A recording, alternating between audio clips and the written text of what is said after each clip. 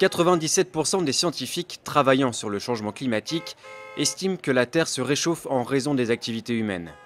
Pour bien comprendre la responsabilité de l'homme dans ce phénomène, il faut d'abord s'intéresser à un mécanisme qui, lui, est parfaitement naturel, l'effet de serre. Voilà comment ça marche. Lorsque la Terre est éclairée par le Soleil, sa surface réémet vers l'espace une partie du rayonnement qu'elle a reçu. Sauf que les gaz à effet de serre, comme le dioxyde de carbone, le méthane ou le protoxyde d'azote, retiennent une partie de ce rayonnement infrarouge émis par la Terre et lui renvoient, ce qui contribue à la réchauffer. Or, c'est justement cette mécanique que l'homme a déréglée. Combustion du pétrole et du gaz, déforestation, agriculture intensive. Depuis la révolution industrielle, les activités humaines émettent de grandes quantités de gaz à effet de serre, principalement du dioxyde de carbone et du méthane. Ces gaz s'accumulent dans l'atmosphère et atteignent désormais des niveaux records. Pour le CO2, par exemple, sa concentration est passée de 270 parties par million à la fin du 19e siècle à près de 400 parties par million aujourd'hui.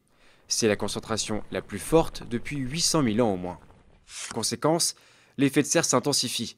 Le surplus d'énergie introduit aujourd'hui par l'homme dans la machine climatique est à peu près l'équivalent de 3 petites bombes atomiques explosant à chaque seconde.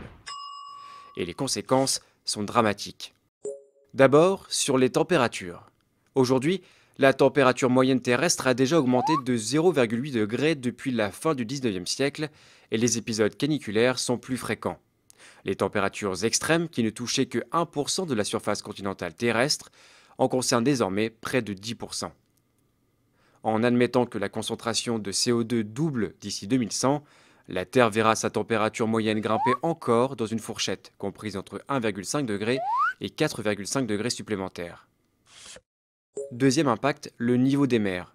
Sur tous les continents, les glaciers d'altitude reculent et disparaissent. Les grandes calottes polaires du Groenland et de l'Antarctique perdent leur glace dans l'océan et contribuent à élever le niveau de la mer.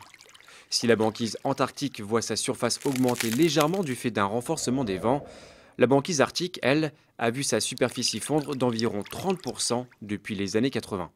Résultat, le taux moyen d'élévation de l'océan est aujourd'hui d'environ 3,3 mm par an, mais ce taux est appelé à s'accroître à mesure que les émissions se poursuivent. Déjà montés d'une vingtaine de centimètres en un siècle, les océans pourraient s'élever, dans le pire des scénarios, d'1 mètre d'ici 2100. Les petits États insulaires du Pacifique ou de l'océan Indien, comme les Maldives, seront les premiers à disparaître. Troisième élément directement touché par le réchauffement climatique, les précipitations. Dans les latitudes moyennes et hautes de l'hémisphère nord, les scientifiques s'attendent à davantage de pluie. En Californie ou dans le bassin méditerranéen, ainsi que dans toutes les régions déjà arides, ils prévoient des sécheresses plus longues et plus fréquentes, ainsi qu'une réduction du débit des fleuves. Le problème, c'est que les centrales thermiques et nucléaires sont justement refroidies par les cours d'eau.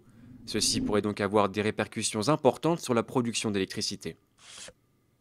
Enfin, l'un des effets les plus méconnus et les plus inquiétants du changement climatique en cours reste l'acidification des océans. Le CO2 excédentaire se dissout en effet dans les eaux de surface et les rend plus acides. La rapidité de ce phénomène est inédite depuis 300 millions d'années et les scientifiques ignorent les effets qu'il aura d'ici à quelques décennies. Les coquillages et certains planctons qui constituent le socle de la chaîne alimentaire pourraient ne pas pouvoir s'y adapter. Leur disparition aurait un impact direct sur l'ensemble des espèces, l'homme compris.